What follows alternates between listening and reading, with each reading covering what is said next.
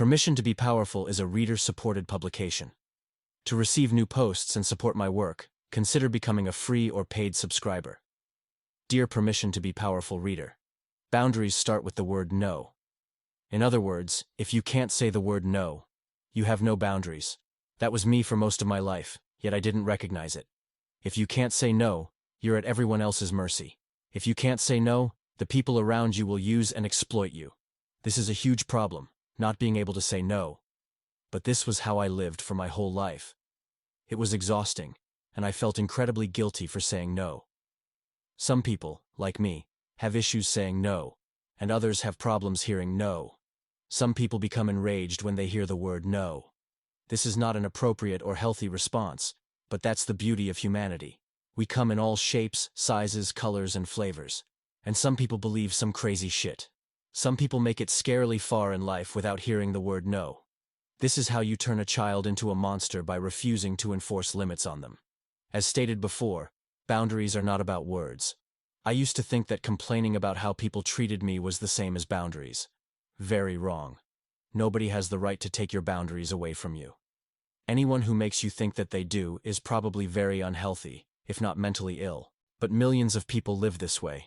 They feel entitled to do whatever they want. This could be for any number of reasons. Narcissism, or some other type of character defect. I struggled with that word so much. At 19, I worked in a kitchen. When it came time for me to quit, I was so afraid to tell my boss that I stopped showing up until they got the message. For whatever reason, I have some trauma around speaking up.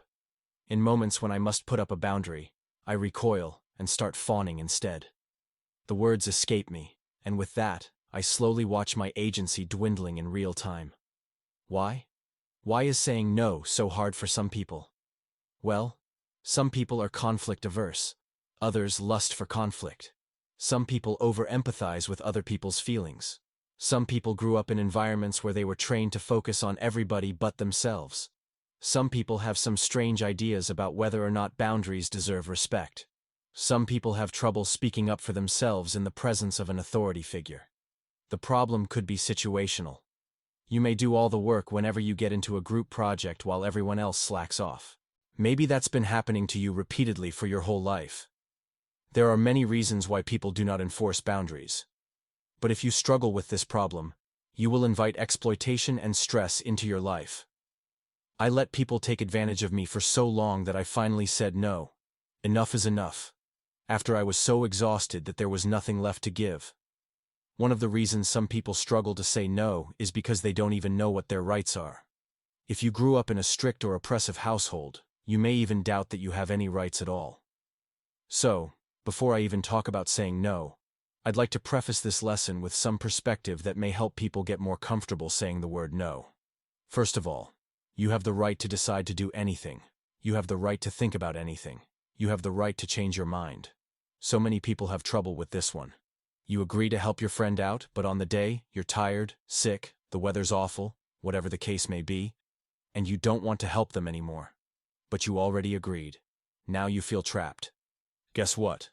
You can change your mind anytime, no matter what anyone tells you. When I got into this concept, I reviewed the United Nations Universal Declaration of Human Rights. These are rights that every human has, no matter who they are or where they're born. Worth reviewing. The next time somebody tries to infringe on your rights, you'll be clear on what you deserve regardless of what the other person thinks about it. You also have the right not to know. Manipulative people love to suggest that you should know better. It's a great way to convince you to give up your right to live as you see fit. But you don't have to know better. If anyone asks you what the right way to do something should be, I don't know. It is a perfectly valid response. When you start enforcing boundaries, your life becomes calmer and more peaceful. While there may be some upheaval and conflict when you begin enforcing boundaries with others, your life becomes more peaceful once you successfully implement your boundaries. If you don't feel comfortable saying no, your next best bet is to say, "Let me think about it." That phrase changed my life.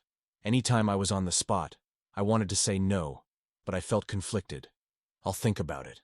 It gave me the time and space I needed to collect myself. I still use this phrase today. Here's an essential concept for firm boundaries. Be clear on what you want, stick to your guns, and don't justify your position. Just state your desired outcome over and over again like a broken record.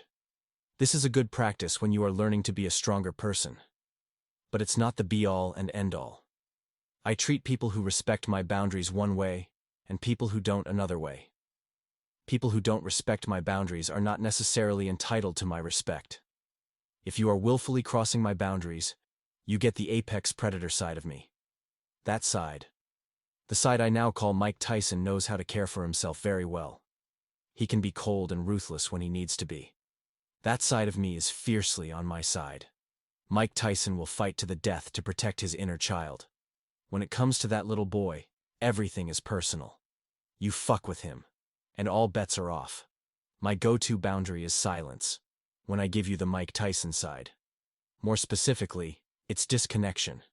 If you disrespect me, I may not look you in the eye. I don't know why, and I don't remember where I came up with this idea, but it's been very effective. I almost look through the person. When you don't allow someone to meet your gaze, you tell them, "You can't reach me. You can't touch me." It's very unsettling. Once I make eye contact with someone, I start to build a layer of empathy towards them. People notice when that layer is missing. We are so heavily groomed and socialized to behave in one way that it becomes pretty jarring when we contradict social conventions. This could happen during an argument, an altercation, a minor disagreement with a stranger, or someone we previously thought was a friend. Several people in my dance community with whom I am not friends. I see them, walk straight past them, and never acknowledge them. They're invisible. They don't exist. You can't give away your power to someone if you refuse to engage with them. My father taught me, among other things, to tolerate disrespect constantly. He had this way of being a monster, then turning around and being sweet after the fact. A formula for Stockholm Syndrome. You confuse love with hate and link the two in your mind. Now, when I see someone who presents me with this love-hate dynamic, I have to be careful not to get attracted to them. It's important to enforce boundaries because dysfunctional dynamics perpetuate themselves across generations. In other words, if you don't end a toxic cycle once and for all, you pass it down to your children. No if, ands, or buts. Boundaries aren't about controlling people. It's about controlling yourself and your response. If they do this, you do that. You pull back. You become unresponsive. I went 5 years without speaking to my entire family. Now, a bunch of people who never respected me very much fear me and my wrath. Silence can be deafening. Sometimes, you can say everything you need without saying a word. Don't try to change people or convince them of anything. Just let them know what you will or won't accept. Be very clear. And if someone crosses the line, you must make good on your proverbial threats. Sometimes, solving conflict requires a mediator, like a therapist or a couples counselor. I'm a big believer in getting a trusted third party to mediate. This can help you straighten out a very sticky situation. Some people don't like being held accountable. Others are unreasonable, and others won't hear or see you. In such situations, a third person can be ideal for bridging the gap and facilitating good, fair communication. Until next time, Anton Dancer, writer, Buddhist Permission to be Powerful, is a reader-supported publication. To receive new posts and support my work, consider becoming a free or paid subscriber.